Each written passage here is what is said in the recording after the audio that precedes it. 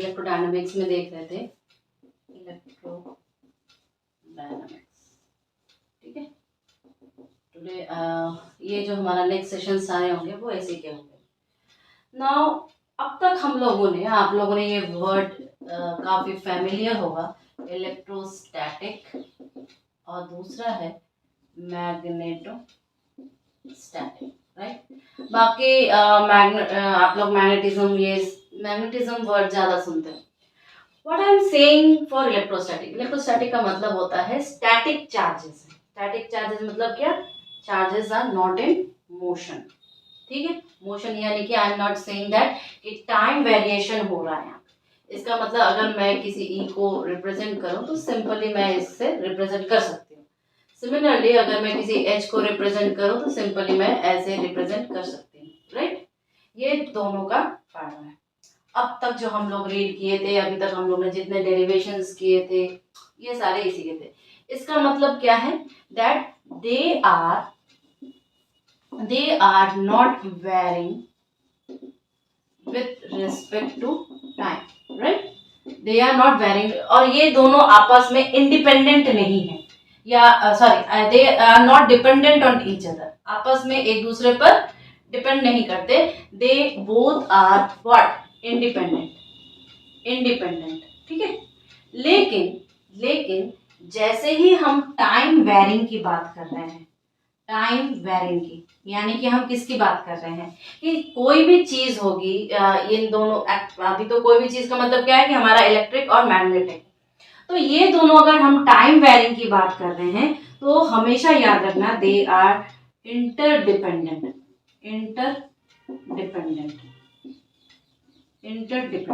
यानी कि अगर कोई आपके पास ई फील्ड रहा तो नेसेसरीली वहां पर टाइम वेरिंग मैग्नेटिक फील्ड होगा ही होगा, और अगर कोई मैग्नेटिक फील्ड रहा तो टाइम वेरिंग कोई इलेक्ट्रिक फील्ड होगा ही होगा। That is they are interdependent, ठीक है।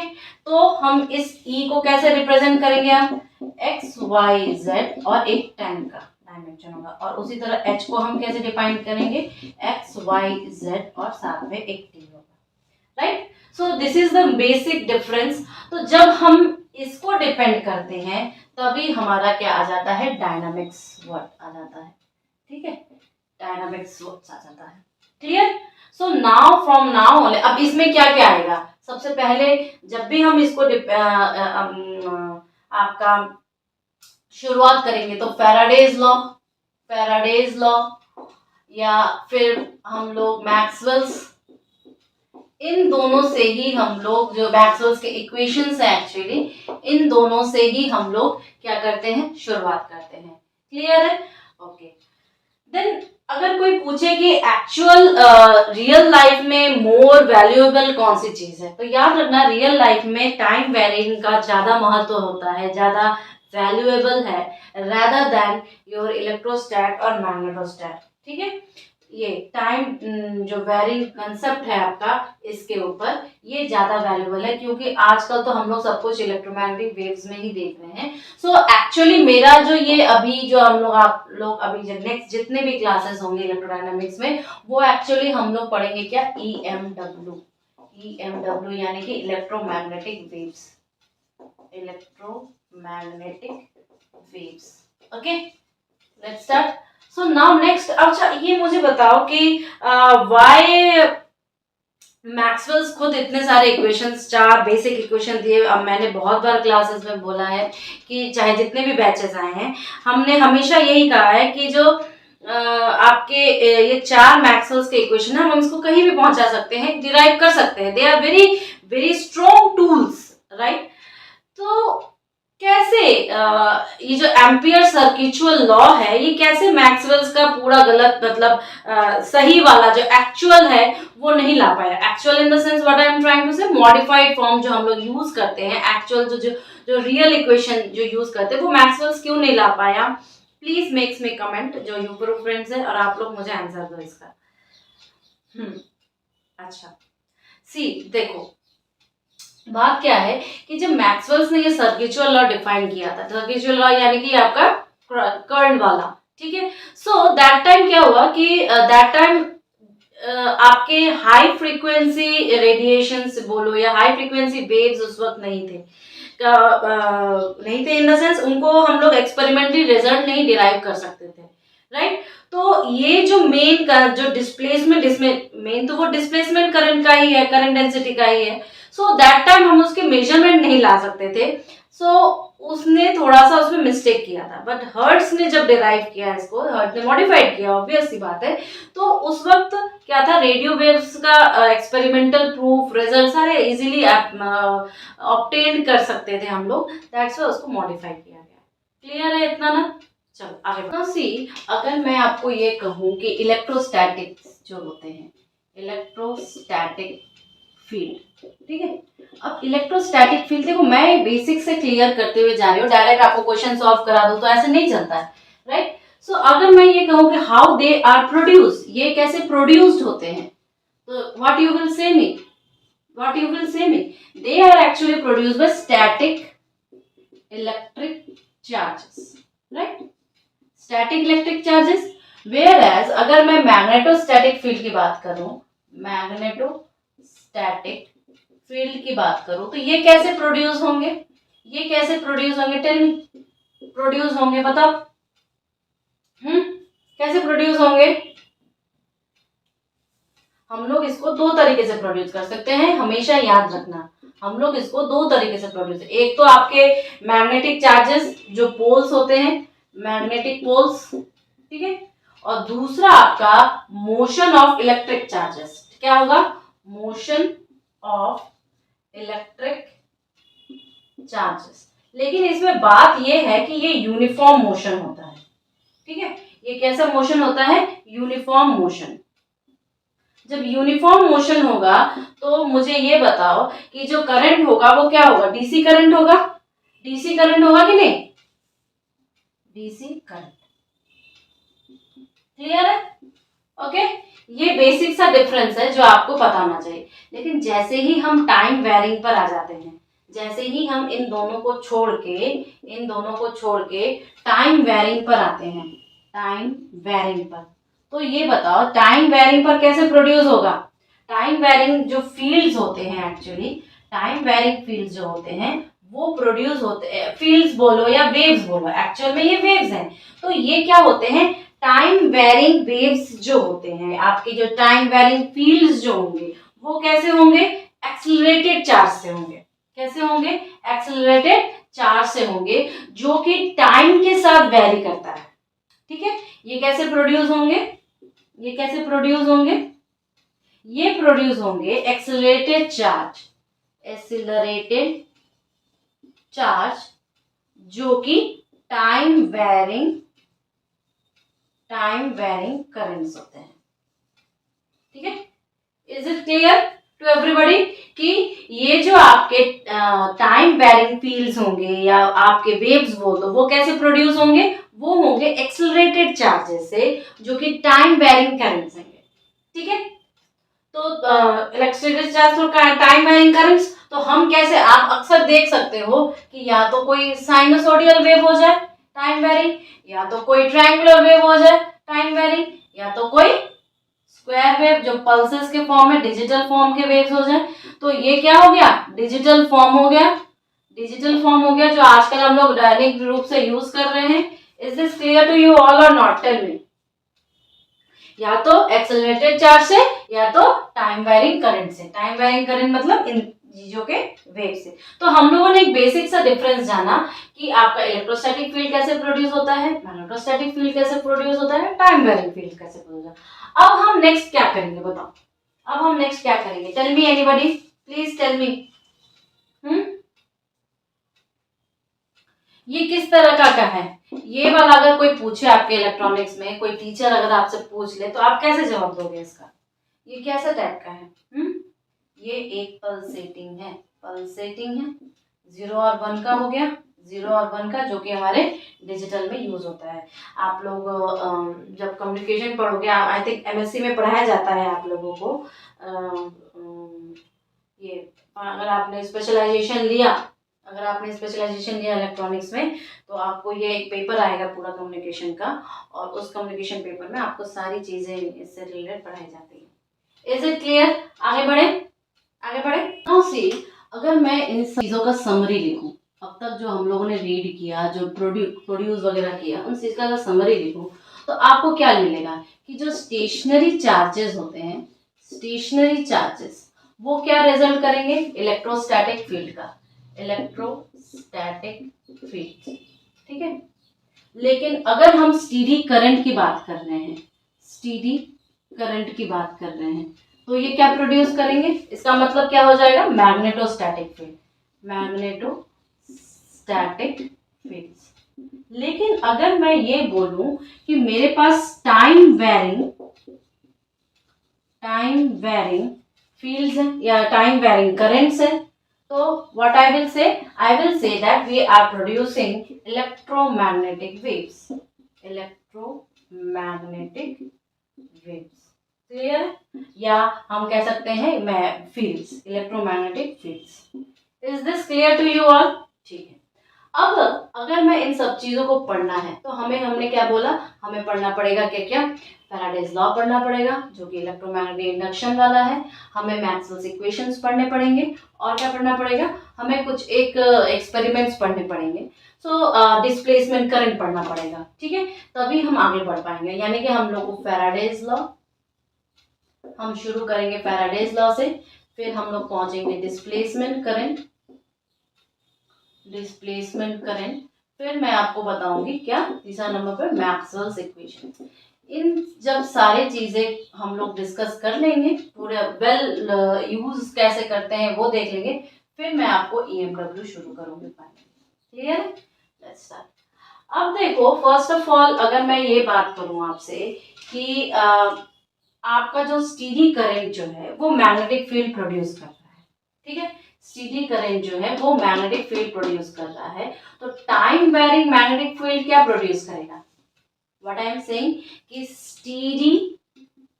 स्टीडी करंट आपका प्रोड्यूस कर रहा है मैग्नेटिक फील्ड, राइट? तो टाइम वेरिंग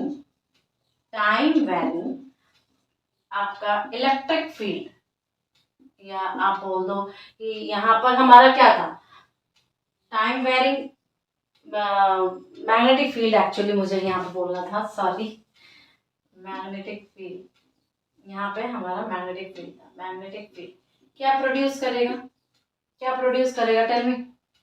हाँ, इलेक्ट्रिक करंट प्रोड्यूस करेगा, आंसर तो खुद ही बता दिया, इलेक्ट्रिक करंट प्रोड्यूस करेगा, ठीक है। लेकिन इन सब चीजों को प्रूव कैसे करूं, बताओ। तीन चीजों से हम इन सब चीजों का गोलमाल कर सकते हैं। पहली बात वाला जो है, ये हम तीन चीजों से कर सकते हैं, ऑयस्टेड वाला एक्सपेरिमेंट, ठीक है, बायो-सावर्ट्स लॉ, और आपका एम्पियर सर्किचुअल लॉ, क्लियर? इन तीनों चीजों से हम इसका जो पूरा का पूरा खेल है, हम लोग इसको डिफाइन करेंगे। ये तो हमारा कंक्लूजन हो गया। Is this clear to everybody और नॉट? टेल मी, यहाँ तक किसको दिक्कत है ये मुझे बताओ। किसी को कोई क्वेश्चन है तो वो भी बताओ, किसी को कोई प्रॉब्लम है तो भी ये भी बताओ, नहीं है ना? आगे बढ़े। देखो, अब अगर हम first of all Faraday's law से स्टार्ट करते हैं, टेल मी फैराडेज लॉ क्या होता है?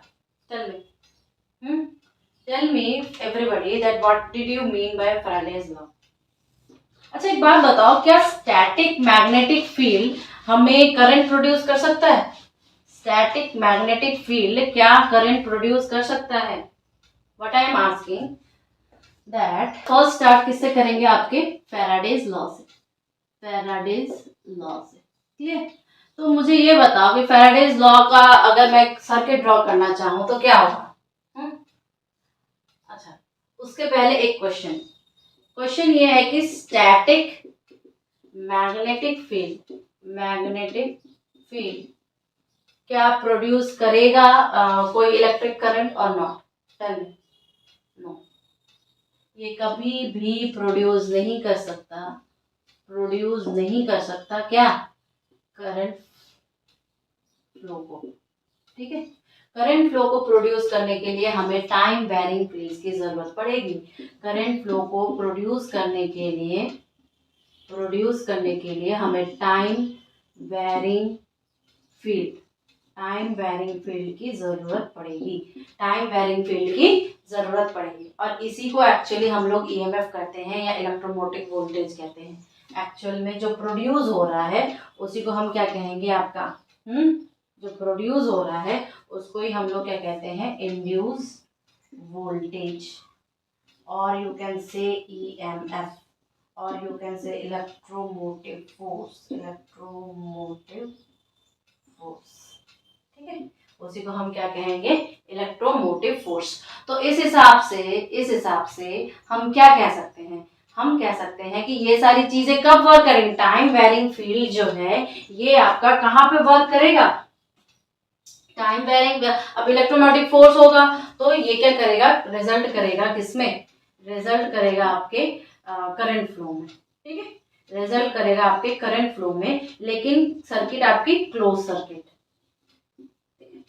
सर्किट आपकी क्लोज सर्किट होगी। तो इसका कंक्लूजन, ओवरऑल कंक्लूजन हम क्या निकाल सकते हैं, ओवरऑल कंक्लूजन हम क्या निकाल सकते हैं, Faraday's law, Faraday's law.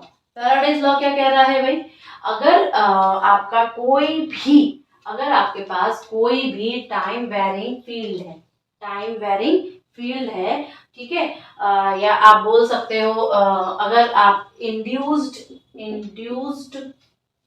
Voltage, ठीक है, इंड्यूस वोल्टेज प्रोड्यूस होगा, जिसी को हम लोग ईएमएफ करें, तो मैं ईएमएफ लिख नहीं रही हूँ, ठीक है, इंड्यूस वोल्टेज प्रोड्यूस होगा, किसमें प्रोड्यूस होगा, ठीक है, जिसको हम लोग वीईएमएफ कहेंगे, प्रोड्यूस होगा in a closed circuit, close circuit में, ठीक है। कैसे क्लोज सर्किट में प्रोड्यूस होगा, जब वहां पर जो उस सर्किट से रिलेटेड जो मैग्नेटिक फ्लक्स होगा, ठीक है, जो मैग्नेटिक फ्लक्स होगा वो उत्पन्न होगा, ठीक है, उससे एक्चुअली में इक्वल होगा। उसने क्या बोला था, उसने ये कहा था कि जो इस सर्किट का जो इक्विवेलेंट होगा, यानी कि अगर मैं आपको सर्किट ड्रॉ करूं यहाँ पर, ये आपका क्लोज सर्किट आई है, ठीक है, यहाँ से करंट जा रहा है। सो ये सिंपल सा एक सर्किट है, ठीक है, इस सिंपल से सर्किट में आपके पास दो इलेक्ट्रिक फील्ड होंगे, एक ई होगा और एक ई एफ होगा, एक मोटिव फोर्स होगा, एक इलेक्ट्रिक फील्ड के कारण। तो उसने बोला जो इंड्यूस ईएमएफ है जो प्रोड्यूस होगा इस क्लोज सर्किट में, वो क्या होगा, इक्वल होगा, इक्वल होगा, किसके इक्वल होगा, time rate change of magnetic flux linked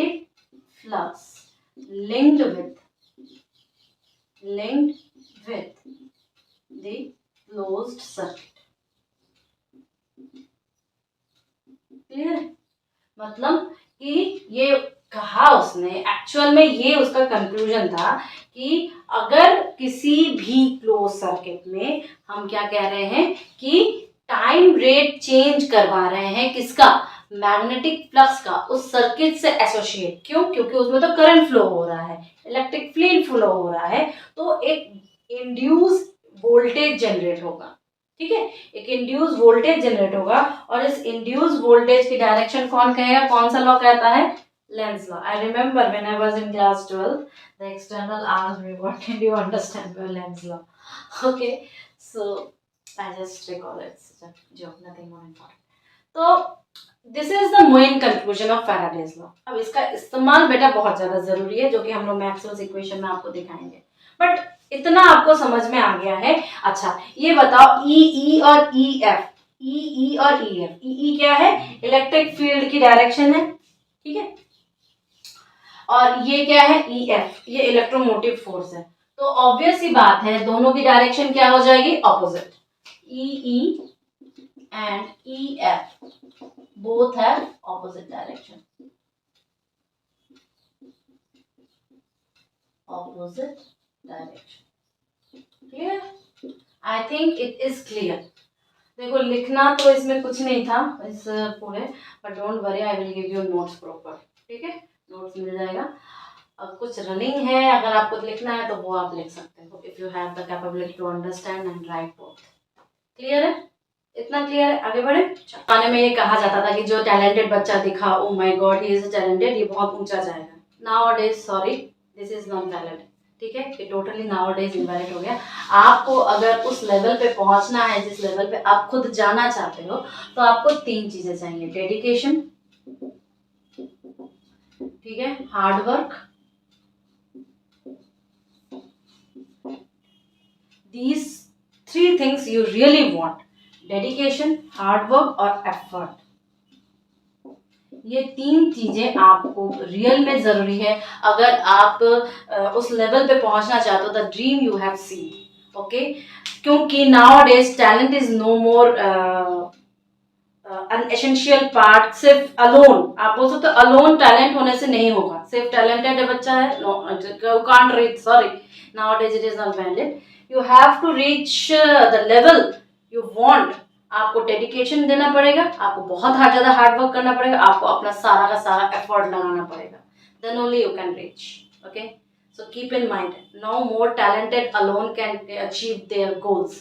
these 3 when mix with that talent, okay, अगर टैलेंट नहीं है आप ये तीनों कर सकते हो, टाइम लगेगा लेकिन रीच जरूर कर जाओगे। This is the final. इसी इलेक्ट्रोस्टैटिक फील्ड को न्यूमेरिकल अगर एक स्टेटमेंट लिखो, एक्सप्रेशन में लिखूं, एक्सप्रेशन में लिखूं किसको, फैराडेज लॉ को, फैराडेज लॉ को, ठीक है। तो मेरा अगर मैंने सोचो यहाँ पे कोई बैटरी लगा दी, सॉरी, तो बैटरी लगाने के बाद मैंने ये लगाया, ये लगाया और ये लगाया, ठीक है। यहाँ पे 2 पॉइंट्स रखे, ठीक है, जहाँ पे हमें पोटेंशियल डिफरेंस कैलकुलेट करना है। P and N, this one is your battery, okay, this one is your battery। अब मेरे पास 2 डायरेक्शन है बेटा, एक डायरेक्शन इसकी होगी जो ई की होगी, मैंने आपको बोला था, और एक डायरेक्शन ई एफ की होगी। ई एफ क्या है, ये आपका इलेक्ट्रोमोटिव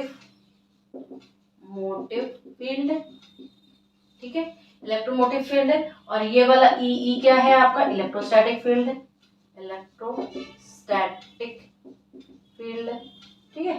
तो ये आपका ऐसे घूम रहा है, ये आपका ऐसे घूम रहा है, तो ये आपका ई हो रहा है।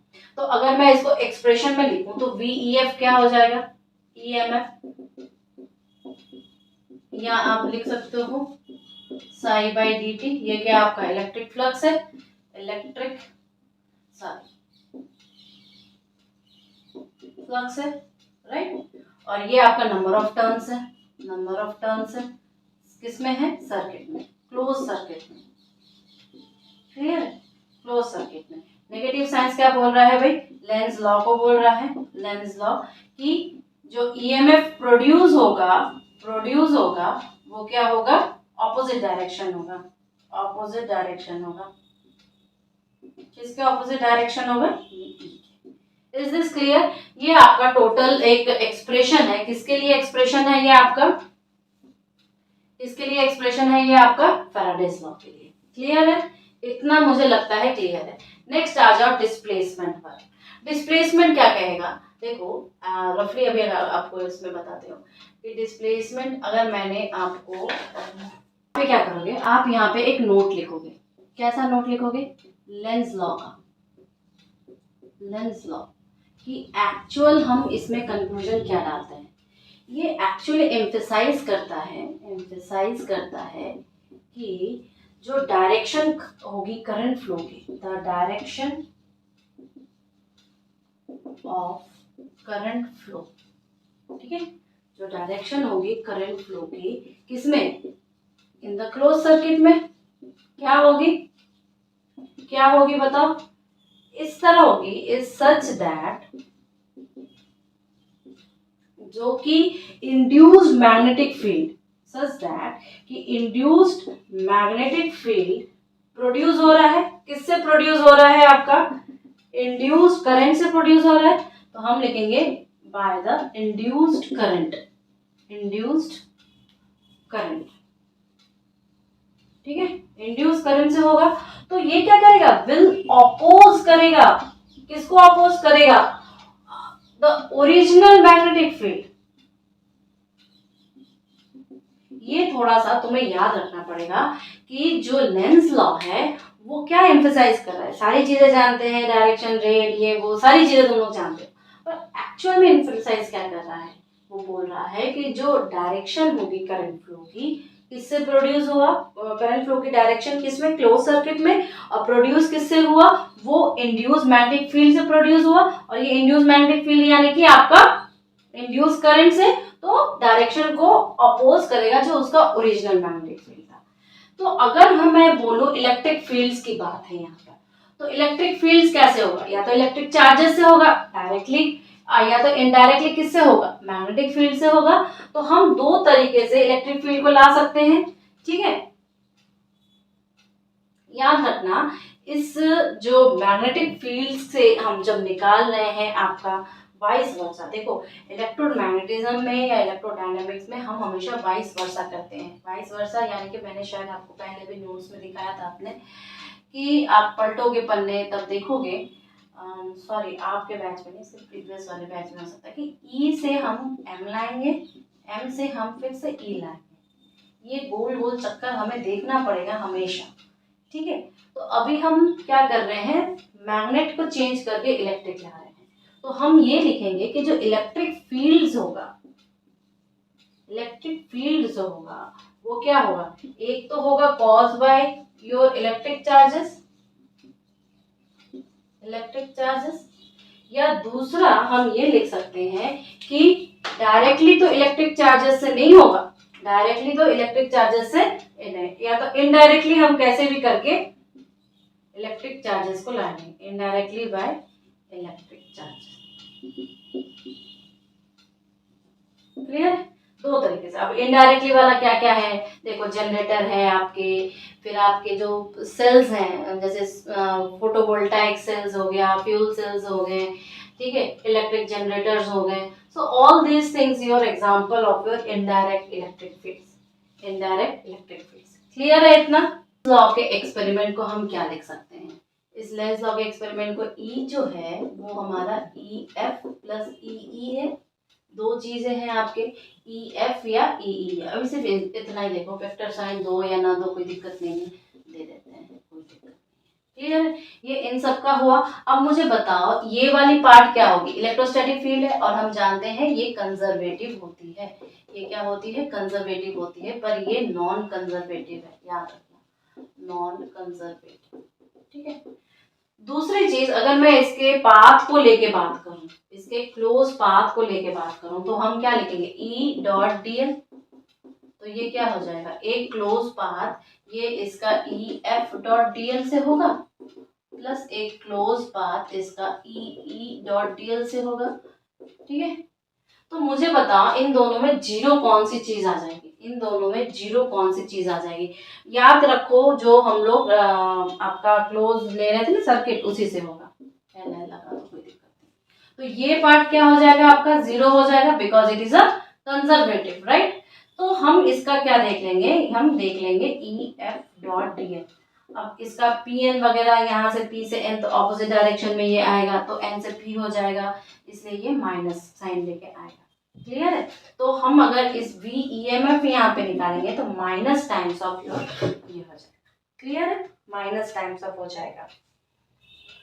ये है डायग्राम ना आपका, मैंने अभी जो बनाया था,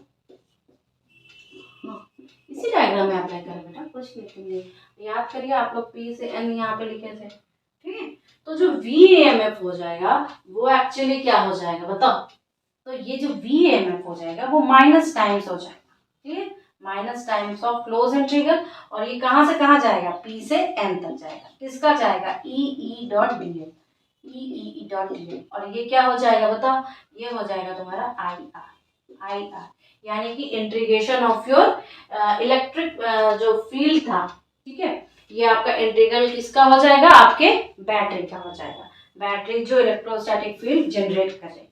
केमिकल है ना उसमें, तो केमिकल इनडायरेक्ट, मैंने अभी यही लिखा ना, इनडायरेक्टली बाय इलेक्ट्रिक चार्जेस, तो इसी में हमारा बैटरी आ जाएगी, बैटरीज आ जाएगी। और बैटरी जो होगी वो क्या होता है, केमिकल एनर्जी को इलेक्ट्रिकल एनर्जी में कन्वर्ट करती है, इलेक्ट्रिकल एनर्जी में।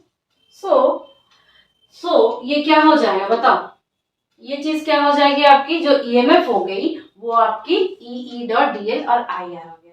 तो इसका हम एक कंक्लूजन, 3 कंक्लूजन लिखाएंगे कि कभी भी वो सेम नहीं रहती है। ठीक है, हम लोग हर चीज देखेंगे और यही चीज इक्वल टू पता है क्या हो जाएगा, close integral E F dot D L के बराबर हो जाएगा। तो हम कंक्लूजन निकालेंगे ये दोनों आपस में ऑपोजिट डायरेक्शंस होते हैं। इसका कंक्लूजन क्या निकला कि ये आपस में ऑपोजिट डायरेक्शंस होते हैं। क्लियर है? Is this clear to everybody? Tell me. अगर ये क्लियर है तो हम आगे बढ़ेंगे। इसमें मैंने ऐसा कुछ भी नहीं बताया है। तो अगर आप एक कंक्लूजन ड्रॉ करो, अगर आप एक कंक्लूजन ड्रॉ करो तो आप बता सकते हो मुझे कि कैसे, क्या क्या कंक्लूजन हम इसमें ड्रॉ कर सकते हैं, बताओ। देखो, एक चीज तो हम हमेशा याद रखना कि क्योंकि ये कंजर्वेटिव फोर्स है तो ई डॉट डी एल जो है आपका 0 है, लेकिन ये कभी भी एक स्टीडी करंट को मेंटेन नहीं कर सकता इस क्लोज्ड सर्किट में।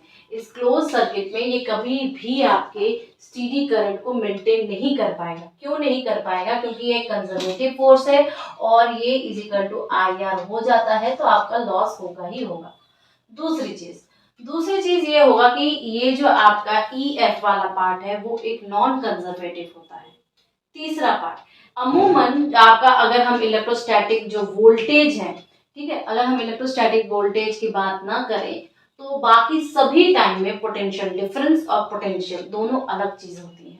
याद रखना, पोटेंशियल और पोटेंशियल डिफरेंस हमेशा अलग चीजें होती हैं अगर हम इलेक्ट्रोस्टैटिक पोटेंशियल की बात ना करें तो। क्लियर है इतना? तो इस 3 चीजों को हम कंक्लूड करेंगे, इन 3 चीजों को हम कंक्लूड करेंगे। नेक्स्ट जो होगा वो हमारा क्या होगा, डिस्प्लेसमेंट करना चाह रहे हैं हम लोग, देखना चाह रहे हैं कि उसका ऑपरेशन कैसे किया जाए, कर्ल्स इक्वेशन का। सो फॉर डिस्प्लेसमेंट करंट, मैं लिख नहीं रही हूँ, हमारा बेसिक फंडा क्या है, डिस्प्लेसमेंट करंट का।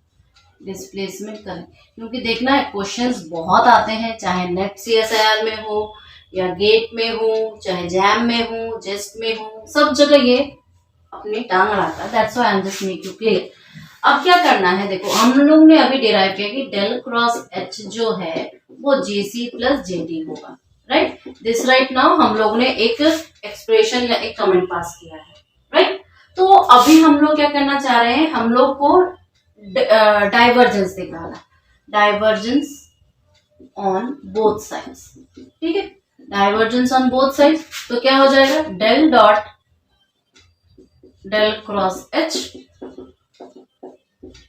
ठीक है, और इधर भी डेल डॉट JC हो जाएगा और प्लस इधर भी डेल डॉट JD हो जाएगा, क्योंकि because this equation will be equal to 0, so del dot del cross H equal to 0, so del dot JC plus del dot JD equal to 0।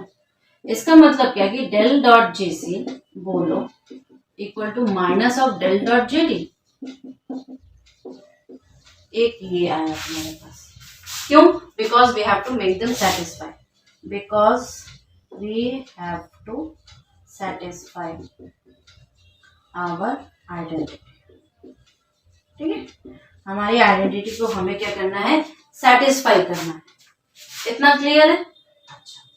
अब एक कंटिन्यूटी इक्वेशन था, continuity equation क्या बोल रहा था, del dot J is equal to minus del of rho by बाई del T, ये था हमारा कंटिन्यूटी इक्वेशन, ठीक है।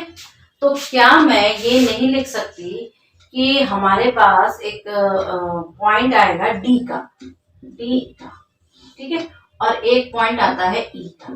तुम लोग ऑलरेडी एक रिलेशनशिप जानते हो दैट एप्सिलॉन होता है इनके बीच की 2 कड़ी को जोड़ने में, right. So tell me one thing कि क्या मैं इस JD को JC का नेगेटिव बोल रही हूँ, JD को JC का नेगेटिव बोल रही हूँ, तो क्या मैं ये नेगेटिव वाला जो यहाँ पे कंसेप्ट है, क्या मैं इसके लिए यूज नहीं कर सकती? कर सकती हो ना, कर सकती हूँ। So what I am trying to say कि यहाँ पर अगर सिंपल J लिखो, यहाँ पे अगर हम सिंपल J कर रहे हैं, ठीक है, so what I can write, tell me.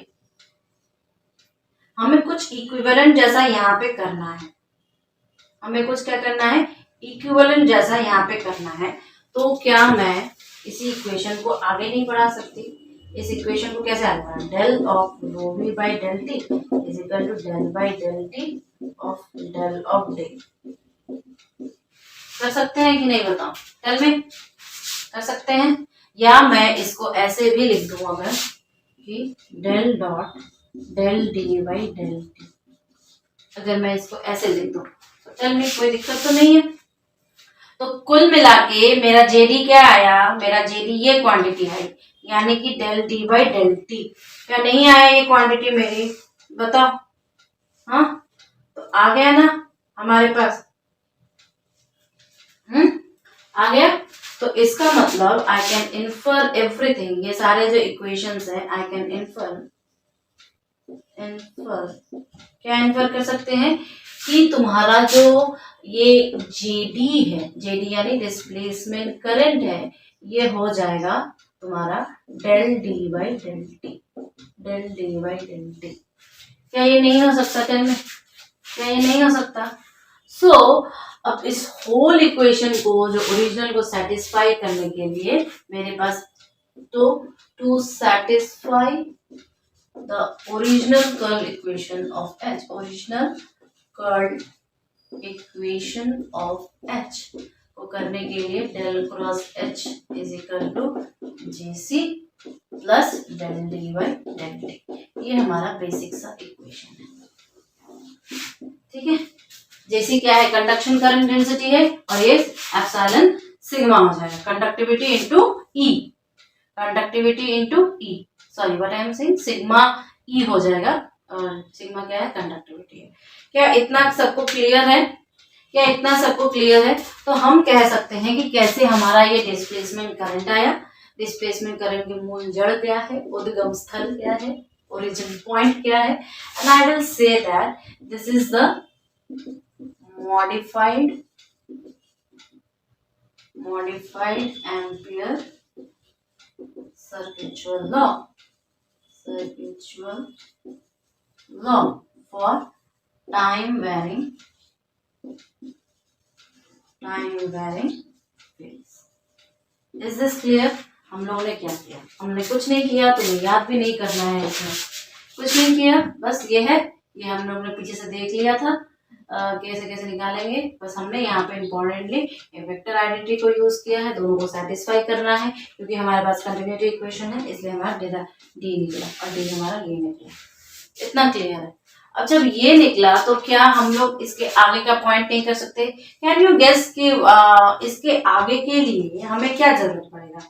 Displacement, ये तो डी क्या हो गया हमारा, डिस्प्लेसमेंट करंट डेंसिटी हो गई ना, जेडी हमारा क्या हो गया, डिस्प्लेसमेंट करंट डेंसिटी हो गई, और डी क्या हो गया, इलेक्ट्रिक फील्ड है, ये क्या है, इलेक्ट्रिक फील्ड है। तो देखो एक चीज हमेशा याद रखना दैट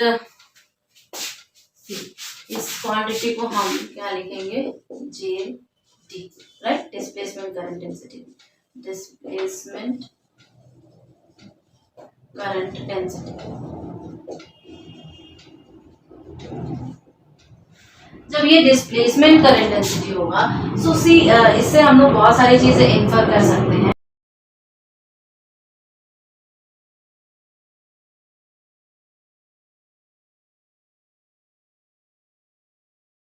सी अब मैं इसमें से कुछ नोट देख सकते हैं।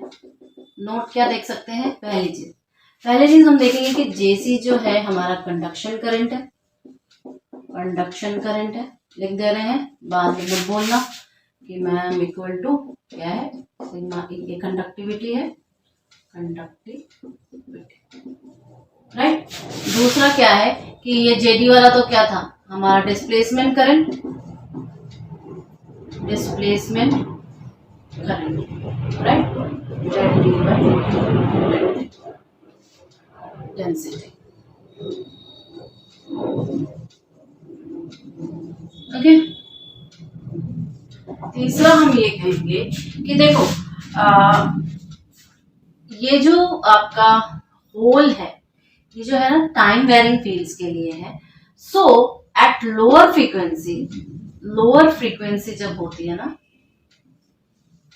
तो जेसी की वैल्यू ज्यादा होती है, ठीक है। लेकिन जेडी जो है कंपैरेबल लो होता है, कंपैरेबल नॉट पॉसिबल, ठीक है। तो जब नॉट पॉसिबल होता है तो नेग्लेक्टेड कर दिया जाता है, नेग्लेक्टेड।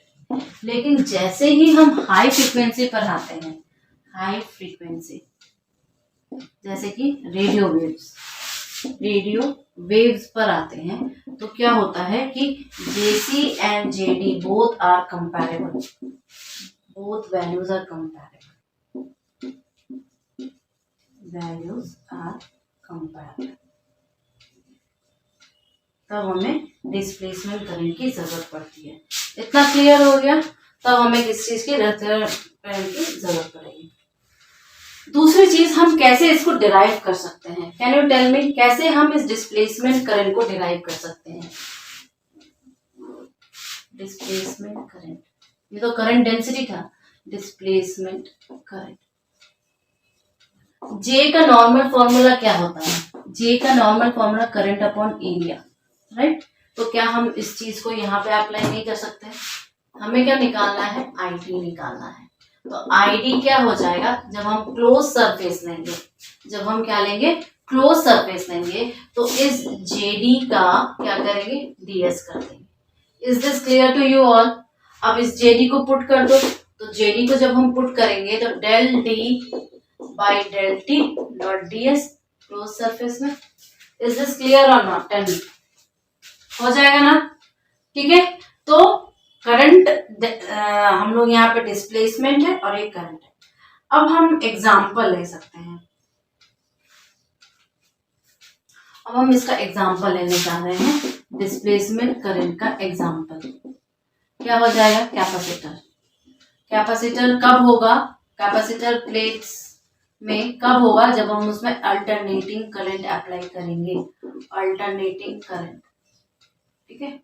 एक बार जब हम ऐसे सोचो करते हैं, ये एग्जाम्पल हर जगह अप्लाई होता है। तो अगर मैंने अपना ये सोचो कि एक कोई है आपका, ठीक है, सरफेस है, इस डायरेक्शन में करंट जा रही है, इस डायरेक्शन में एल जा रहा है, ठीक है। यहाँ पे कैपेसिटर्स लगे हुए हैं, ओके। एक तो हम ये कर सकते हैं, और एक अगर हम कुछ इस टाइप का लें, बलून नुमा शेप, ठीक है। तो मुझे बताओ, ये जो सरफेस है ये इसके बीच में आ रही है बेटा, ये याद रखना, ये सरफेस इसके बीच में आ रही है। तो क्या मुझे इन दोनों केस में बताओ करंट क्या हो जाएगा? मतलब मैंने बोला कि अल्टरनेटिंग करंट अप्लाई करेंगे तभी तो ये सारी चीजें काम करेंगी, क्योंकि टाइम वेरिंग फील्ड्स चाहिए। टाइम वेरिंग फील्ड्स के लिए अल्टरनेटिंग करंट है। अल्टरनेटिंग करंट जब है तो मुझे ये बताओ कि एक तो मैंने ऐसे करंट को पास करवाया, ठीक है, और एक मैंने ऐसे करंट को पास करवाया, तो जो सिग्निफिकेंस आएगा, हम कैसे ये डिस्प्लेसमेंट करके सिग्निफिकेंस आया, वो एक्चुअली इसमें आया। क्यों आया इसमें? बिकॉज इसमें जब हम करंट लेंगे तो हमारा कंडक्शन करंट पूरा लॉजिकली बना रहा है, लेकिन जब हम इसके अराउंड ले रहे हैं, बलून शेप में ले रहे हैं, तो यहाँ पे करंट जाएगा ही, ठीक है। लेकिन ये तो इनके बीच में आ गया, बिना कांटेक्ट वाले रीजन में आ गया। जब ये बिना कांटेक्ट वाले रीजन में आ गया तो क्या यहाँ पर करंट है? कंडक्शन करंट होगा? नहीं, हमें यहाँ पे कोई भी कंडक्शन करंट नहीं मिलेगा। हमें यहाँ पे क्या मिलेगा? डिस्प्लेसमेंट करंट मिलेगा। हमें क्या मिलेगा? डिस्प्लेसमेंट करंट मिलेगा, ठीक है। तो ये जो बलून शेप्ड है, ये जो बलून शेप्ड है, balloon shape is passing between the capacitor, passing between the capacitor। कोई दिक्कत तो नहीं है यहाँ पर? इस दोनों डायग्राम, बस यही बेसिक डायग्राम है, इसमें कोई तामझाम नहीं है। इसको समझाने में टीचर बहुत टाइम लगा, मतलब बहुत, जिससे कि थोड़ा ब्लैकबोर्ड भर जाए। कोई भरने की जरूरत नहीं, इसी में तो हो जाएगा। अब क्या भरना है? ये सिंपल सा है और ये सिंपल सा है। इसमें हमें देख के लग रहा है कि कैपेसिटर तो दूर है इससे और ये इतने हैं, कनेक्टेड ही है, तो इसमें तो पूरा तुम्हारा पुराना वाला लग सकता है, बट इसमें मॉडिफाइड वाला लगेगा। तो what I will calculate here, हम यहाँ पे अप्लाई करेंगे मॉडिफाइड फॉर्म, ठीक है। हम यहाँ पे क्या करेंगे? अप्लाई करेंगे मॉडिफाइड फॉर्म, और इस मॉडिफाइड फॉर्म में हम देखना चाहेंगे कि क्या है हमारा आपका ये मैक्सवेल्स का इक्वेशन, राइट। क्या होगा हमारा मैक्सवेल्स का इक्वेशन? तो I am applying what I am applying? I am applying modified version, modified of Circuitual law, right? तो सबसे पहले हम प्लेन वाले पे अगर अप्लाई करें, मतलब सोच लो कि हमने इसको बोल दिया फिगर 1 और इसको बोल दिया फिगर 2, राइट। जब हम इसको फिगर 1 पर अप्लाई करेंगे, अप्लाई इन फिगर 1 पर, तो क्या हो जाएगा? कर्ल सरफेस है, ठीक है, क्लोज सरफेस है हमारा। तो हमें क्या करना है? हमें H.dl लगाना है यहाँ। H.dl क्या कहेगा भाई, बताओ? कि हमारे पास जितने करंट है डॉट ds कहेगा, और ये डॉट ds क्या कहेगा कि जितना करंट हमारा इनक्लोज्ड है, करंट इनक्लोज्ड है, ठीक है। सो जब ये करंट इनक्लोज्ड यानी कि टोटल I कहेगा, ऊपर से जो जा रहा है, देखो ये I तो जा रहा है, ठीक है। तो जब ये क्वांटिटी आ गई तो अब हम क्या करेंगे? Current to the conductor. ये क्या है? हमारा फ्लैट है, फ्लैट सरफेस है, थोड़ा कंडक्टर, करंट थोड़ा कंडक्टर।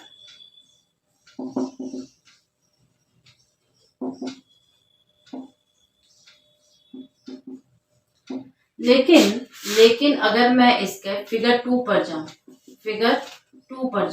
तो कोई मुझे बताएगा फिगर 2 पे क्या हो जाएगा? वही चीज हम अप्लाई करेंगे L.dl।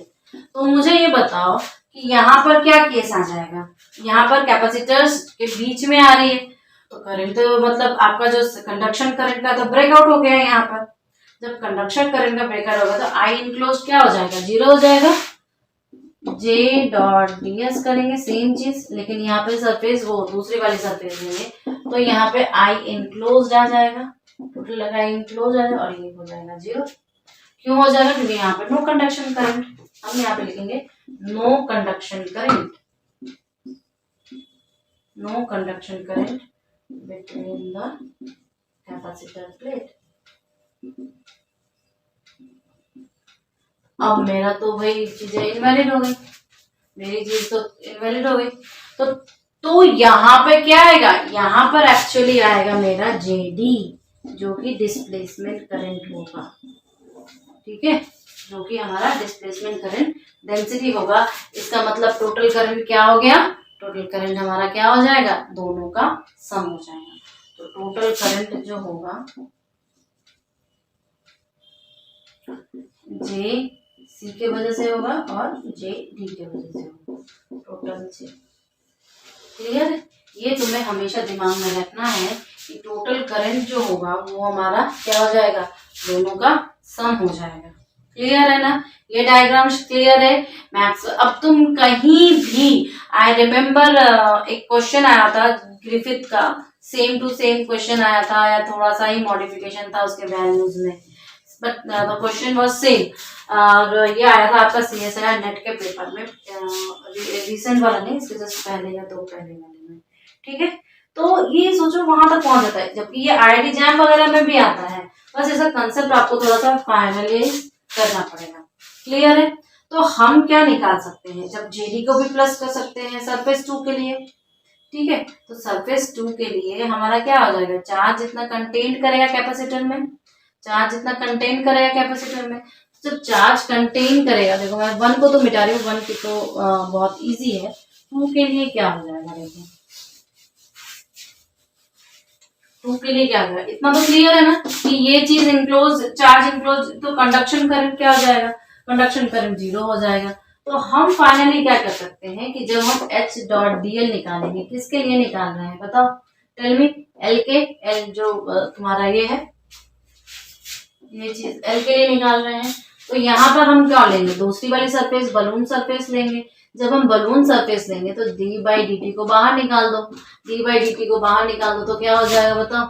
क्यों मैंने लिखा? क्योंकि ये इक्वल टू क्या है तुम्हारा? क्लोज सरफेस का जब लेंगे तो ये JD.ds होगा, ठीक है। तो इसको हम कैसे लिखेंगे? ये JD को डेल d/dt निकालेंगे, तो d/dt को मैंने बाहर निकाला है, और हम इसको कह सकते हैं कि हम ऐसे लिखेंगे, राइट। ये हम ऐसे लिख सकते हैं। इसका मतलब हम क्या लिख सकते हैं बताओ? इसका मतलब हम dq/dt लिख सकते हैं, इज इक्वल टू क्या लिखेंगे, आई लिखेंगे कि क्यू लिखेंगे कि जे लिखेंगे, आई लिखेंगे, राइट। ये क्या हुआ, चार्ज का टाइम डेरिवेटिव, चार्ज का टाइम डेरिवेटिव करंट होता है। Is this clear?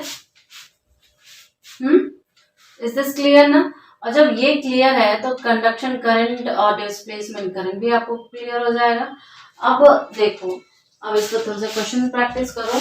I hope I will post some of the questions जिससे कि आपको हेल्प मिले। और रील्स में लगातार मैं ना क्वेश्चंस देती रहती हूँ, तो इलेक्ट्रोडायनामिक्स से क्वेश्चंस रील से देख लिया करो, क्लास और ये दोनों अलग अलग रह जाए। Is this clear? कहाँ से आया, कैसे तोड़ मरोड़ कर सकते हैं? I hope you getting interest. देखो इलेक्ट्रोडायनामिक्स लिटरली बहुत इंटरेस्टिंग सब्जेक्ट है। जैसे आपको क्वांटम में अच्छा लगता है ना, क्वांटम में कैलकुलेशंस वगैरह, पोटेंशियल्स वगैरह लिखने, कैलकुलेट करना अच्छा लगता है, उसी तरह इलेक्ट्रोडायनामिक्स का है। इसको भी करो तो करते जाओगे ना, अच्छा लगेगा, इंटरेस्ट आएगा, फिर आपको और कुछ अच्छा नहीं लगेगा। ठीक है, सो आगे बढ़े। इतना क्लियर हो गया ना सबको? जब हम मैक्सवेल्स इक्वेशन को पढ़ेंगे तो उसमें हमें एक इम्पॉर्टेंट इक्वेशन की जरूरत पड़ती है, जो कि लॉरेंज इक्वेशन होता है। क्या होता है ये Lorentz equation? Actually Lorentz equation total force की बात करता है। जब भी हम किसी चीज को ईएम फील्ड में डालते हैं तो ये फोर्स क्या कहेगा, हमारे पास दो चीजें होंगी, ठीक है। क्या होगा कि हमारे पास एक तो चार्ज होगा और एक ई होगा, प्लस यू क्रॉस क्या हो जाएगा, बी हो जाएगा या एच हो जाएगा, मतलब क्या होगा, बी होगा, राइट। ये इलेक्ट्रोमैग्नेटिक फील्ड इंडक्शन है, मैग्नेटिक फील्ड इंडक्शन। मैंने शायद एक बार कभी आप लोगों को डिफरेंस बताया होगा किसी बैच में, I don't remember. Is this clear to you all और नॉट? Tell me first. इतना क्लियर है, राइट? ओके, तो जब ये चीज आ गई तो हमारे पास दो तीन रिलेशनशिप्स क्या है। एक तो डेल डॉट डी, बताते जाओ क्या क्या आएगा, बताओ। रो वी आएगा कि नहीं, रो वी। ये क्या है, चार्ज डेंसिटी है, जबकि वॉल्यूम चार्ज डेंसिटी है। नाउ अगर मैं इस चीज को ऐसे करूं, सरफेस लगा दूं और बता दूं कि डेल डॉट या डेल डॉट मत करो, डी डॉट डी एस करता हूं, तो ये क्या हो जाएगा बताओ, ये क्या हो जाएगा, चल में हम इसको कन्वर्ट कर रहे हैं। हम इसको जब कन्वर्ट कर रहे हैं तो हम बोल रहे हैं हम यहाँ पे एक लॉ लगाएंगे। कौन सा लॉ लगाएंगे, गॉस लॉ लगाएंगे। तो क्लोज सरफेस पे हम वॉल्यूम का इंटीग्रल करेंगे रो वी डीवी में, रो वी डीवी में कन्वर्ट हो जाएगा, and this is called your Gauss law, this is called your Gauss law, right. This is called your Gauss law. It mean magnet के साथ भी है डेल डॉट बी। ये मुझे बताओ कोई, डेल डॉट बी। हम लोग एक चार्ट ड्रॉ करेंगे, I hope I will given in shorts too, या पोस्ट में डाल देंगे, कोई दिक्कत नहीं। अगर हम ये करें तो ये क्या होता है बताओ, ये होता है जीरो, सिग्निफिकेंस सबको पता है, no single poles exist and all those that. तो इसका मतलब क्या हुआ कि अगर मैं किसी क्लोज सरफेस में, ठीक है, किसी क्लोज सरफेस में कोई भी एस ले लो और उसमें अगर मैं ये करूँ, आपका ये चीज मैं एक्चुअली डालना चाहती हूँ इसमें, तो ये क्या हो जाएगा, पी डॉट डी एस करूँ तो वो कहेगा कि मेरे पास जीरो है। इसका मतलब क्या है कि no single pole exist, no single pole exist, ठीक है। नो सिंगल पोल जब एग्जिस्ट हो गया तो इसे हम लोग कहते हैं मैग्नेटिक गॉस लॉ, इसे हम लोग एक्चुअली कहते हैं मैग्नेटिक गॉस लॉ। क्लियर है? मतलब जैसे ये इलेक्ट्रिकल गॉस लॉ है तो ये मैग्नेटिकल गॉस लॉ है, और जो सिंपल सा ये कहता है कि सिंगल पोल एग्जिस्ट नहीं करते मैग्नेट्स में, right. They always in a couple, they always in a couple. आगे बढ़े, कुछ इंपॉर्टेंट इक्वेशंस हम लोग देखते हैं आपके, इंपॉर्टेंट इक्वेशंस देखते हैं। क्या क्या इंपॉर्टेंट इक्वेशंस देखते हैं, कोई मुझे बताओ। Tell me. देखो जैसे कि D is equal to epsilon E लिखते हैं, राइट। या हम इसको epsilon naught E plus P भी लिख सकते हैं। P is what, your polarization, polarization, right. उसी तरह आप ये कर सकते हो, ये D है। इसी तरह आप मैग्नेटिज्म का जो H है उसको भी लिख सकते हो, वो क्या होता है, sorry, B is equal to mu H, right. Mu H को हम क्या लिख सकते हैं, mu naught H plus M, M will be what, your magnetization, magnetization, clear है। इसी तरह आप जे भी लिख सकते हो, जे को कैसे लिख सकते हो बताओ, एक तो सिग्मा ई हो जाएगा कंडक्टिविटी के साथ, प्लस आपका रो वी यू हो जाएगा, राइट। ये तीनों आपके इक्वेशंस है, ये आप कभी भी देख सकते हो, लेकिन याद रखना जो बाउंड्री कंडीशंस होती है ना, बाउंड्री कंडीशंस, राइट, ये जो बाउंड्री कंडीशंस आप लोग इलेक्ट्रोस्टैट या मैग्नेटोस्टैट में भी डिस्कस करते हो, ये टाइम वेरिंग फील्ड के लिए भी होल्ड गुड करते हैं, hold good for time varying fields, time varying fields also, ठीक है। तो आपके पास क्या क्या फील्ड्स आ गई, इलेक्ट्रो वाले का देखो, पहला ई, अच्छा दो फील्ड्स अगर हमारे पास दो बाउंड्री है, एक 1 है एक 2 है, तो सबके अपने अपने फील्ड्स टेंजेंशियल कंपोनेंट और नॉर्मल कंपोनेंट होंगे। तो इसमें क्या होता है कि 1t is equal to your what, दूसरे साइड का टेंजेंशियल कंपोनेंट। लेकिन इसी को अगर मैं आपका एक वेक्टर फॉर्म में लिखना चाहूं तो हम क्या लिख सकते हैं, E1 माइनस E2, ठीक है, और क्रॉस प्रोडक्ट क्या हो जाएगा इसके सरफेस से, AN12 is equal to 0, clear है ना। इसी तरह ये आपका फील्ड हुआ इलेक्ट्रिक वाले का। अब मैग्नेट पर आ जाओ, तो मैग्नेट का हम जानते हैं कि ये टेंजेंशियल कंपोनेंट वाला क्या देता है, 2t is equal to your k, k is your what, surface current, surface current. लेकिन इसको अगर हम वेक्टर फॉर्म में लिखना चाहें तो बताओ मुझे कैसे लिखेंगे, एनीबॉडी। तो सेम चीज है, 1 minus H2 cross your AN12 is equal to k, is equal to k।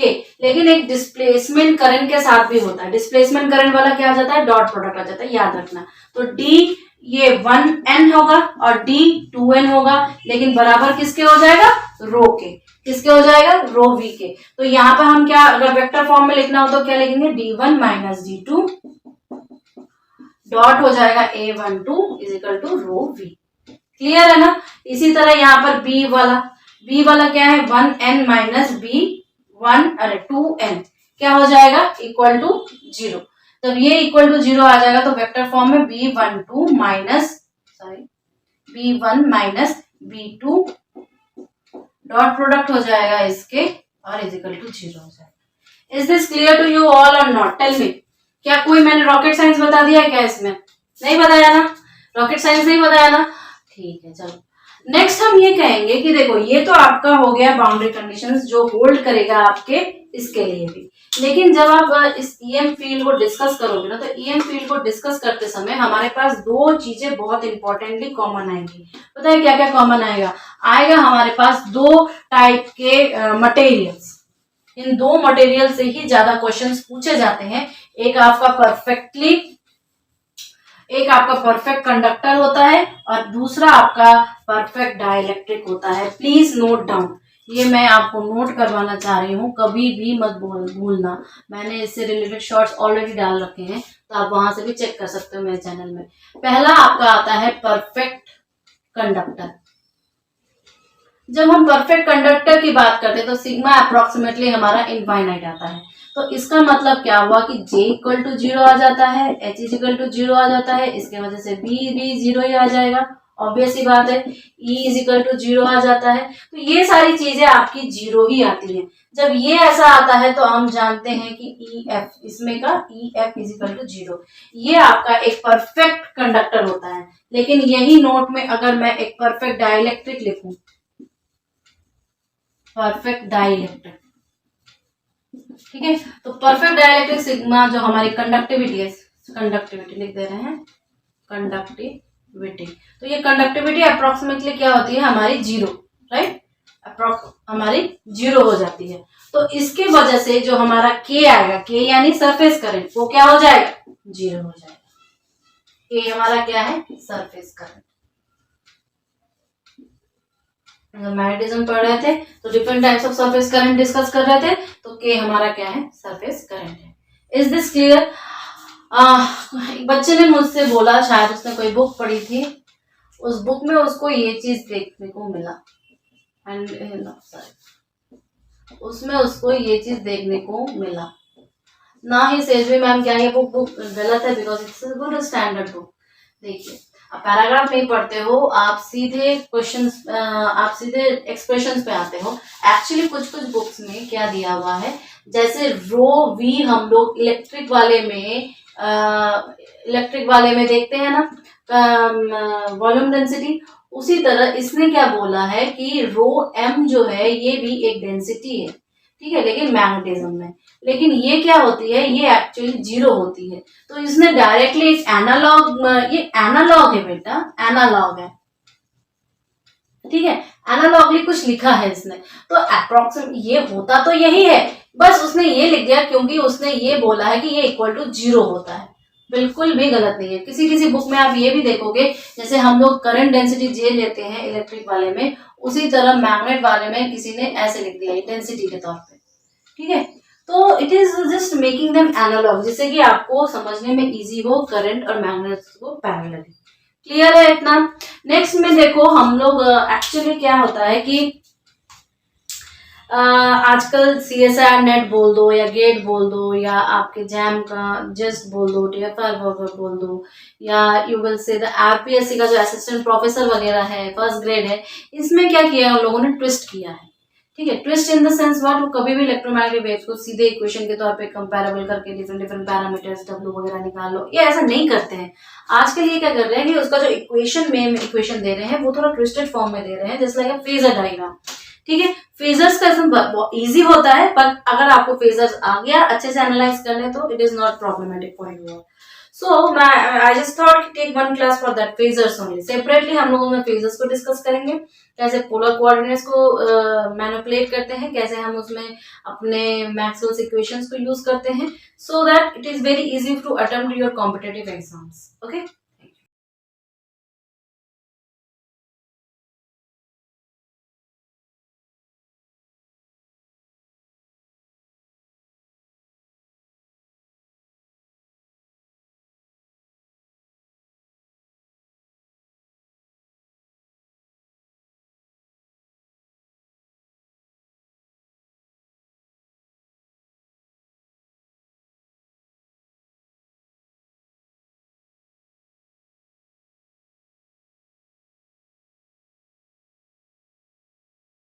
Good morning everybody.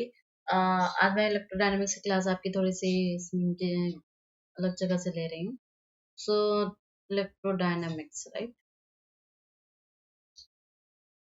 इसमें हम लोग को पढ़ना क्या है, इसमें हम लोग को EMW पढ़ना है, यानी कि इलेक्ट्रोमैग्नेटिक वेव्स पढ़ना है। तो जनरल इंट्रोडक्शन ये सारी चीजें हम लोग ने देख चुके हैं। आज हमारा टॉपिक रहेगा फेजर डायग्राम।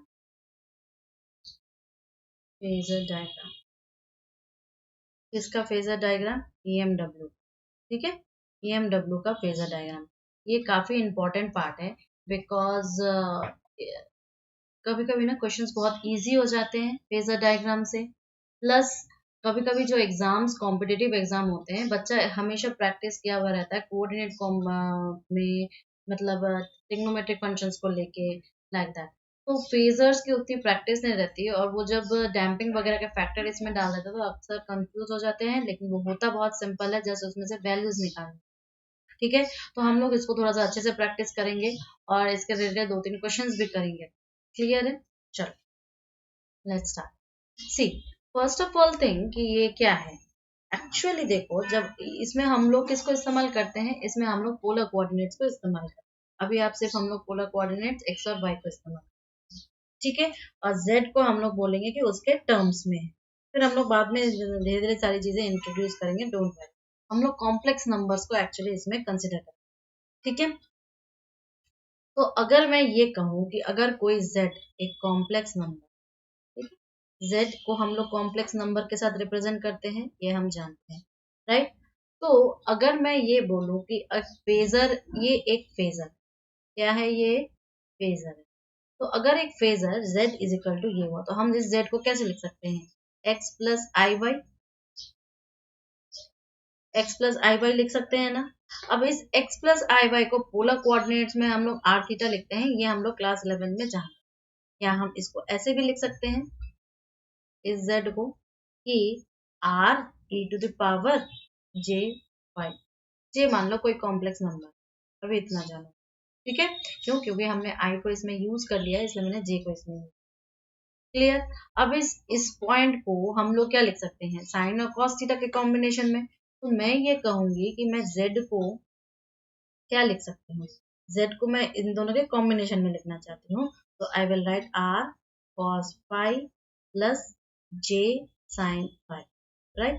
हम इसको ऐसे भी लिख सकते हैं। अच्छा, अब यहाँ पर जे क्या है, जे अंडर रूट ऑफ 1 है, जो कि इमेजिनरी वैल्यू। क्या है ये? Imaginary point. क्लियर है ना? तो अब हम अगर हर एक चीज को डिफ्रेंशिएट करें, तो तुम मुझे बताओ कि ये x क्या है। x हो गया तुम्हारा रियल वैल्यू या रियल पार्ट बोल दो। रियल पार्ट किसका रियल पार्ट है? z। अगर कोई y निकाले तो y क्या हो जाएगा? किसका? Imaginary part, imaginary part of z। r क्या हो जाएगा? r हो जाएगा magnitude of z, magnitude of z। तो याद रखना r is equal to z का मॉड लेते हैं, तब जाके ये मैग्नीट्यूड बनेगा। और ये मैग्नीट्यूड कैसे बनेगा? इनके दो कंपोनेंट्स का स्क्वायर करके। These are the very basic. ठीक है। अच्छा, लेकिन यहाँ पे फाई क्या है? फाई है बेटा तुम्हारे फेज ऑफ z। ठीक है, तो इसका क्या निकाल सकते हैं? tan इनवर्स से निकाल सकते हैं, tan इनवर्स y बाई। ये था थोड़ा सा इंट्रोडक्टरी पार्ट। क्लियर? किसमें हमने क्या क्या निकाला, ये हम लोग क्लास 11 में भी डिस्कस करें।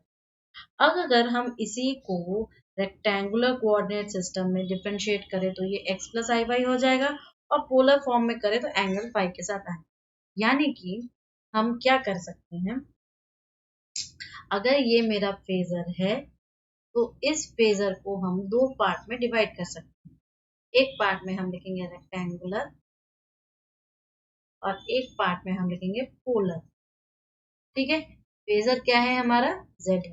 तो हम रेक्टेंगुलर कोऑर्डिनेट में z is equal to i x plus i y लिखते हैं, और पोलर कोऑर्डिनेट में हम लोग z को क्या लिखते हैं? r फाई, या हम इसी को या लिख सकते हैं r e to power j। ये हुआ मेरा। अब इसमें सिंपली हम लोग डिवीजन, मल्टीप्लिकेशन, ये सारी चीजें आराम से कर सकते हैं। अगर देखना चाहें तो क्या देखना चाहेंगे हम लोग, बताओ। हम लोग अगर इसका डिवीजन देखना चाहें तो डिवीजन क्या हो जाएगा? z1 upon z2 is equal to r1 upon r2, और ये phi one minus phi two, right? यही तो इसका पूरा का पूरा एंगल होगा। अगर हम मल्टीप्लाई करना चाहें तो मल्टीप्लाई, ये दोनों चीजें ज्यादा इंपॉर्टेंट रहती हैं, बाकी जो प्लस और माइनस का हम जानते। सो इसको हम कैसे लिखेंगे? r1 r2, और फेजेस का क्या होगा? Phi one plus phi, right? इतना हमें क्लियर। तो अगर अब किसका फेज लिख रहे हैं, अगर मानो कि मुझे अंडर रूट निकालना पड़े, तो हम कैसे निकालेंगे? सिंपली अंडर रूट निकाल दें।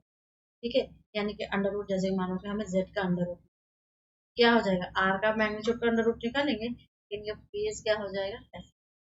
इसी को अगर हम लोग कॉम्प्लेक्स कॉन्जुगेट निकालना चाहे तो कैसे होगा? Complex conjugate,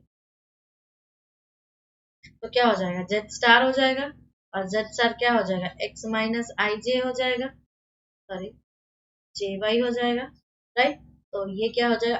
r minus phasor, या हम ऐसे भी लिख सकते हैं J।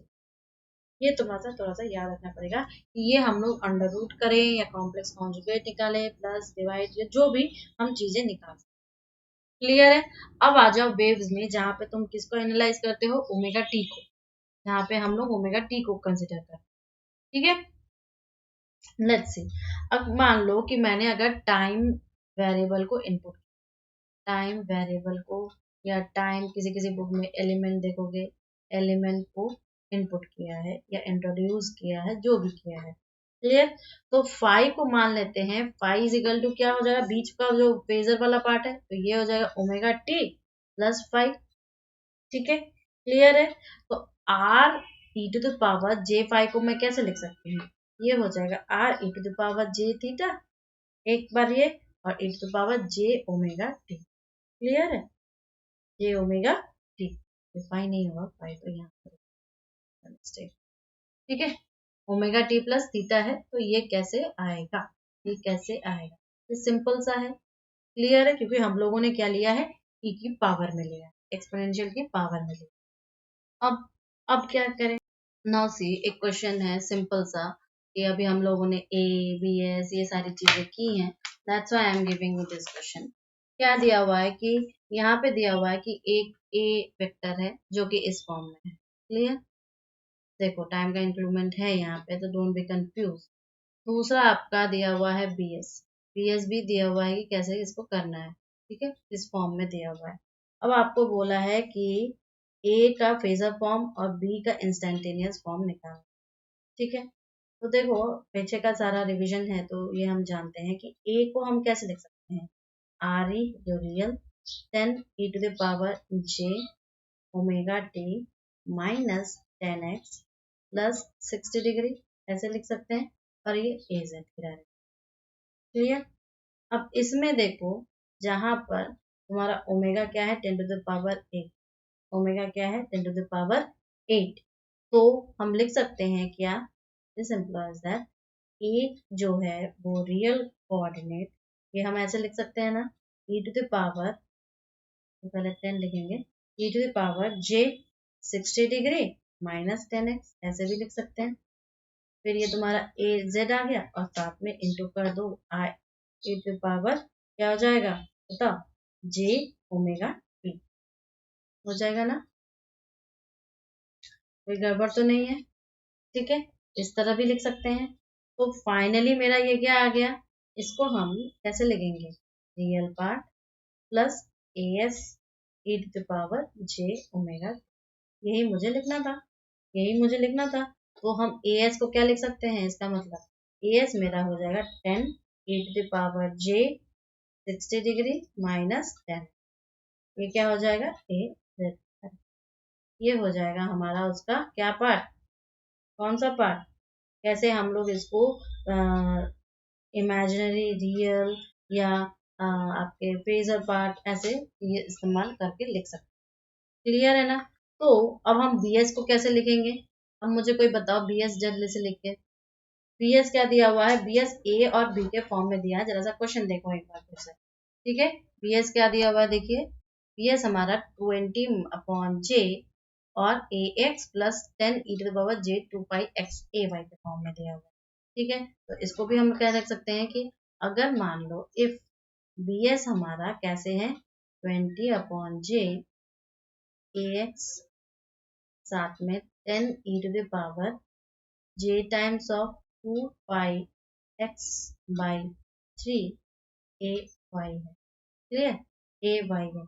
तो क्या मैं इसको ऐसे नहीं लिख सकती, ये जे नीचे है तो ऊपर माइनस साइन के साथ आएगा, तो माइनस जे फिर 20 ए x plus 10e⁻j 2πx/3 A Y, ऐसे भी लिख सकते हैं। या मैं इसको लिखना चाहूँ अगर आपके पावर्स में, किसके ई के पावर्स में, इस क्वांटिटी तो कैसे लिखेंगे, 20 e⁻ -j π/2 ax लिख सकते हैं, और इसको तुम ऐसे ही लिखो 10 e⁻j 2πx/3, ठीक है, और साथ में a y, क्लियर है, इसको ऐसे लिख सकते हैं। तो हम फाइनली बी को कैसे लिख सकते हैं, तो फाइनली मैं बी को कैसे लिख सकती हूँ, ये हो जाएगा रियल पार्ट, फिर आ जाएगा B S e⁻j omega T, कुछ नहीं बस स्टेप अप करें।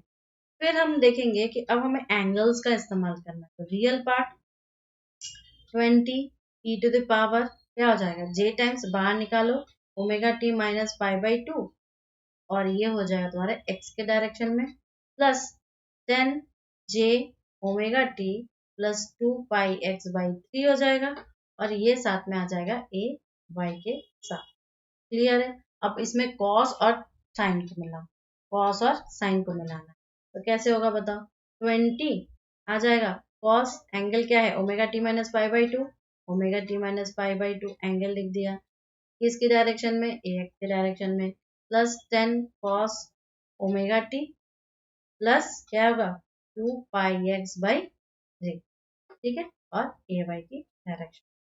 तो हम क्या लिख सकते हैं इसको, इसको हम कॉस में भी लिख सकते हैं, तो 20 साइन ओमेगा टी, ठीक है, AX की डायरेक्शन में, plus 10 cos of omega T plus 2 pi x by 3 AY3।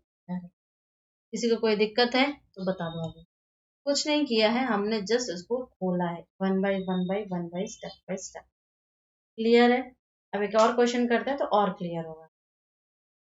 अब देखो, अगर मैं इंस्टेंटेनियस फॉर्म्स लिखना चाहूँ, ठीक है, तो किसका, E और H का। इंस्टेंटेनियस फॉर्म किसका, E और H का। सो देखो ये इतना रखो, तो मैं लिखूंगी कि the instantaneous forms of your E and H। E and H clear है? तो कैसे लिख सकते हैं बताओ। E को हम लिख सकते हैं रियल पार्ट इसका, ES का।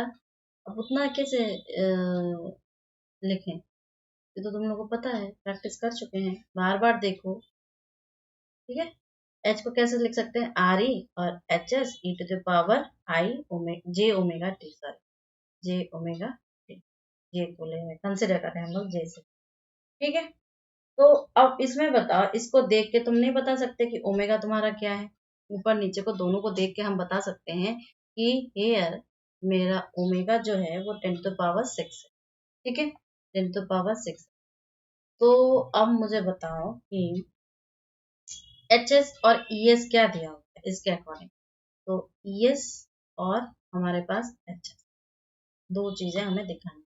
क्या दिया है देखो, ES तुम्हारा दिया है 50/रो और बाकी बीटा वाला पार्ट, और इसमें भी बीटा वाला पार्ट और H0/रो। क्लियर है? तो मैं ES लिखूंगी 50/रो e to the power j beta z AF phi, और HS को लिखूंगी H0/रो e to the power j beta z A रो के डायरेक्शन। क्लियर है? ए रो के डायरेक्शन में। Any question? नहीं। आगे चलते।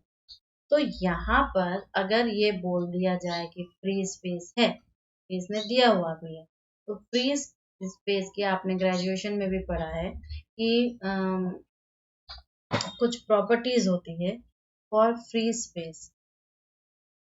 हमने क्लास को जब इंट्रोडक्टरी क्लास भी ली थी तब भी मैंने बताया था कि फ्री स्पेस में रो बी इज इक्वल टू 0 होता है, सिग्मा इज इक्वल टू 0 होता है, और ई जो होगा एप्सिलॉन नॉट हो जाएगा, और म्यू जो होगा वो म्यू नॉट हो जाएगा। यानी कि कंडक्टिविटी 0 होगी, जो वॉल्यूम चार्ज डेंसिटी होगी वो भी 0 होगी, ई जो होगा वो एप्सिलॉन नॉट हो जाएगा, परमिटिविटी और परमिटिविटी। क्लियर है ना? तो इसके अकॉर्डिंग डेल डॉट डी क्या हो जाएगा। अब मैं कोशिश कर रही हूँ ये निकालने के लिए कि मेरा ई नॉट क्या होगा, मेरा एच नॉट क्या होगा, जो कि हमारे मैक्सवेल्स इक्वेशन को सेटिस्फाई भी करे, ठीक है। तो मैक्सवेल का equation del dot D is equal to epsilon naught del dot E हो जाएगा, यही ना होगा। तो क्योंकि ये 0 हो जाएगा, क्योंकि यहाँ पे किस चीज की बात की गई है, यहाँ पे बात की गई है आपके फ्री स्पेस की। तो इससे हम डायरेक्टली इन्फर कर सकते हैं कि डेल डॉट ES जो होगा वो हमारा 0 हो जाएगा। सिमिलरली हम डेल डॉट बी को भी बताएंगे यहाँ पर कि इजिकल टू क्या हो जाएगा, ये mu naught del dot H हो जाता है। मैंने ये सारा डिफरेंस बी एच का डिफरेंस बताया है, डी ई का भी डिफरेंस बताया है ऑलरेडी। एक इंडक्शन होता है, मैग्नेटिक फील्ड इंटेंसिटी एक होती है और एक मैग्नेटिक फील्ड इंडक्शन होता है। तो ये इजिकल टू क्या हो जाएगा, फ्री स्पेस के कारण 0 हो जाएगा। यहाँ हम ये भी जानते हैं कि डेल डॉट बी 0 ही होता है, बिकॉज यहाँ पे डाइपोल्स होते हैं, ठीक है, सिंगल पोल्स एग्जिस्ट नहीं करते। तो इससे हम ये इन्फर लगा सकते हैं कि डेल डॉट एच एस जो होगा वो क्या हो जाएगा, 0 हो जाएगा। इतना क्लियर है? हम आगे बढ़े। और एक क्या होता है, मैक्सवेल के तो 4 इक्वेशंस हैं, और इक्वेशन क्या होगा, क्रॉस वाले होंगे, डेल क्रॉस एच। तो मैं यहाँ पे मैक्सवेल इक्वेशन को भी बता दे रही हूँ कि जितना लिख के रिपीट करोगे ना आपको उतना ही याद रहेगा, आपका हाथ पे फ्लुएंसी उतनी ज़्यादा ही बढ़ेगी। और एग्जाम, कॉम्पिटिटिव एग्जाम में बिलीव मी हाथ की फ्लुएंसी ज़्यादा मैटर करती है कि आप कितना ज़्यादा पढ़े थे, उससे कोई मैटर नहीं होता, आपके हाथ की फ्लुएंसी ही सबसे ज़्यादा मैटर, ठीक है।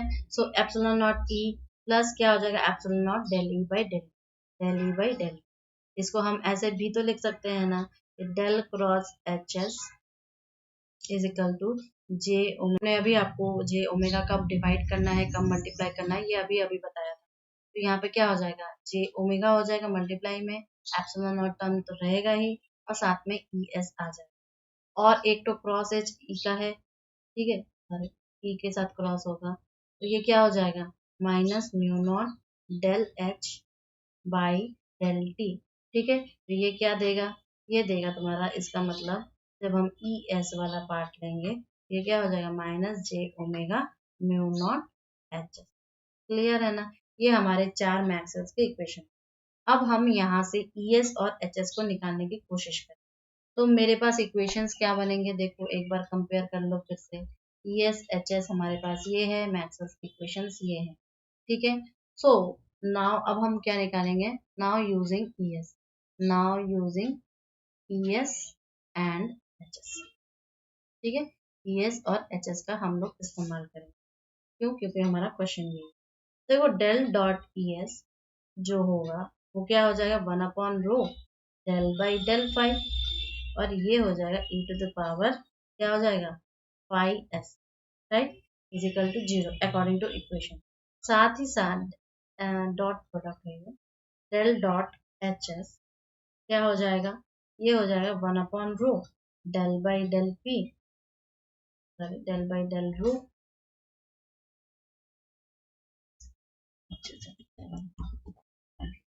1/रो डेल बाई डेल रो, और साथ में क्या आ जाएगा, rho H P rho S वाला कॉम्पोनेंट, ये भी क्या हो जाएगा, 0 हो जाएगा फ्री स्पेस के कारण।